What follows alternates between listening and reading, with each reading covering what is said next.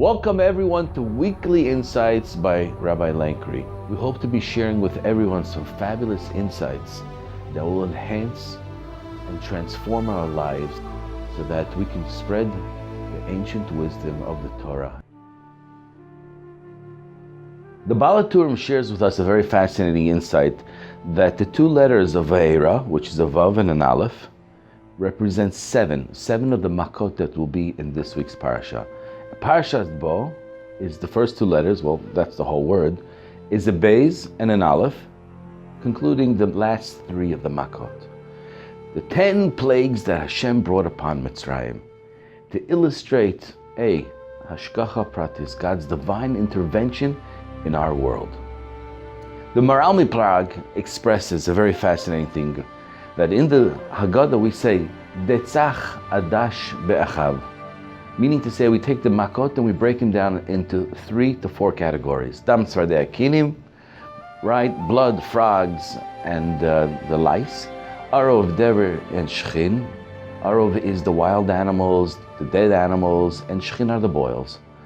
Barad is the hail, locust is the Arba is locust, and Choshech is the darkness.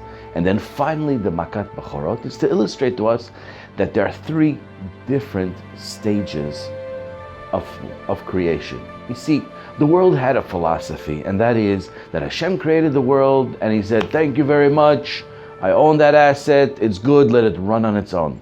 And God has no interest and not any involvement into the world. Every once in a while he beats us up and goes away. But here the makot are coming to illustrate that Hashem is totally involved in our physical world. And it comes through 4 different categories. The first 3 makot were below the ground. Dam Tzvardei Akinim, the blood, the frogs, and the lice. The dam was it was in the river, was below ground. Tzvardei is amphibian, it's in the water. Kinim was the dust on the ground that turned into lice. Then we went up, Arov, Dever, Shechin, that's mammals, the animals, the death of the animals, and the Shechin, the attack on the physical body. Then we went into the heavens, Barad, Arba, and Choshech. The Barad is the hail. You know, people on the ground were going, oh, what the hell is going on? And it's coming and it's beating them up. The Arba is the locust, and the Choshech is the darkness.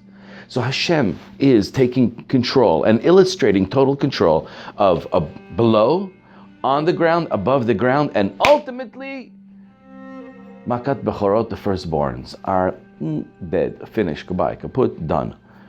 Illustrating that God is in control of even the spiritual being of a person. So illustrating clearly that Hashem is not creating a world and saying goodbye, but He's totally involved in the world, and He controls every aspect of the world. So much so that when Hashem gave the 10 Commandments, the Epic of Sinai, He says, Anochi, I am Hashem Elokecha, your God, Asher hotziticha meretz Mitzrayim, I took you out of the land of Egypt. Hello, didn't you create the world? Yes, He did create the world, but when did He illustrate the total dominance and control of the world? At the time of creation, no one was around, no one witnessed it. When did we know that Hashem was total control of the world? That was at the 10 plagues, at the exodus of Egypt. Fine, wonderful. Chazal also tell us a very fascinating thing, that the 10 plagues was really an attack on the different types of idolatry, Avodah Zarah. So let's understand, the Nile, well, people lived in denial. Well, actually, they worshiped the Nile. And therefore, the blood destroyed their God. Kinim, lice, well, we know from Avram Avinu, he used to make them wash their feet because lice came from the dust of the feet, and the dust was a form of worship. I don't get it, I don't know it, but that's what it was. And therefore they had to wash their feet before they came into Abraham's house. The Arov is the big, strong animals. People were always encapsulated, or people were always amazed by these animals and how strong and powerful they were. They worshipped them. Not only that, they also died. Shechin was the boils that came upon a person's physical being. A person that worshipped his body. I'm so strong, I'm so good looking, I'm so special, I'm amazing. all of a sudden he started getting not just zits all over, but he got boils. He kind of got really ugly. Barad, these hail came from the heavens and destroyed all the temples, destroyed all the infrastructures, destroyed every form of gathering that can possibly be for Avodah Zarah, for idolatry. Arba locusts destroyed the last financial barriers. The people that worship their money, it was all eaten, taken away. Choshech, darkness, we all know people used to worship the sun. Now it's dark. Makat Bechorot is the firstborn. The firstborn is, oh my gosh, I got a baby boy, it's the firstborn, he's the best, he's the most. The paros will always have to be firstborns. So people worship the firstborn. So Makat Bechorot was the direct attack on all of the idols, including, but excluding, and that's what we're going to explore, Tzvardea, a frog. And I'll just try to imagine this, right? You want to worship a frog, and he's ribbit. Okay, well, let's take care of our frog. Bring me some flies. Give me a bug. Let me feed my frog.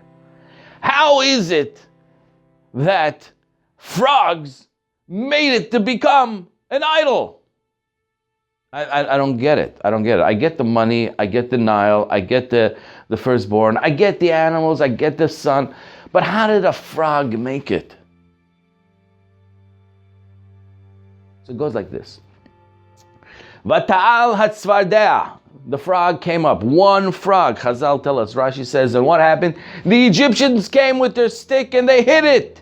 And that frog turned to 2. They hit it again, turned to 4. Hit it again, turned to 8. They hit it. The more they hit it, it started to multiply, and they were all over the place. I don't get it. Dude, relax, calm down. Take a chill pill. If you see the frogs are multiplying, stop hitting the frogs. You see, but the thing is they couldn't, because they were enraged. They were angered. The frogs came in and they had to hit the frog. Imagine today if someone's playing stickball with a frog, he'd be considered a crazy person. But the bottom line is they had anger. They had anger in issues. Chazal tell us, Kol HaKoes, whoever gets angry, is as if he worships idolatry. So the frogs was the illustration of the Avodah Zarah, of anger. Now, let's really try to understand this on the deeper level. How is it that anger is a form of Avodah Zarah? You see, in our world, we think we're in control. We think that what we do is what it's supposed to be. And what really happens is when things don't go our way, we freak out. But the truth is, we're not in control.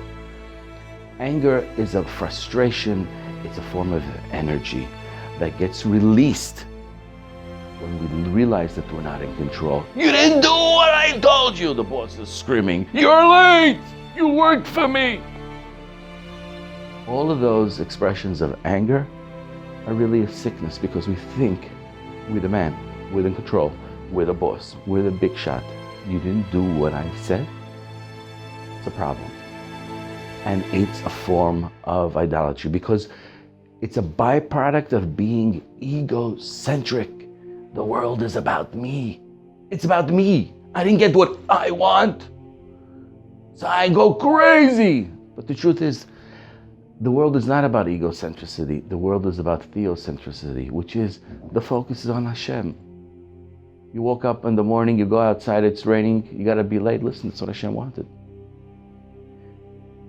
What we need to learn and we need to internalize, we need to share with our children on the Leil Haggadah is V'higata Labincha, children, we're not in control of the world. We're not. We can try our best, and we're going to try our best, but our success is not dependent upon us. It's dependent on Hashem. Hashem controls the world. We have anger management issues. We need to learn to let go. We need to learn to say, Hashem, you're in control. I'm going to try. I'm going to try to be on time. But if I can't make it, there's nothing I can do. I had Waze, I went enough time, and there was still traffic. What could I do?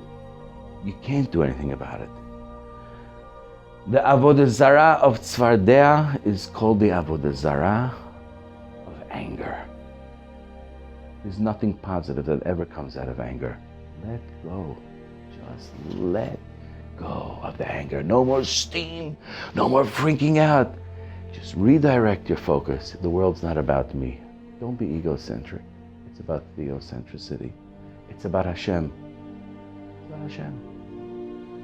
What does Hashem want from me at this moment? He never wants you to get angry. He never wants you to insult somebody. He never wants you to freak out.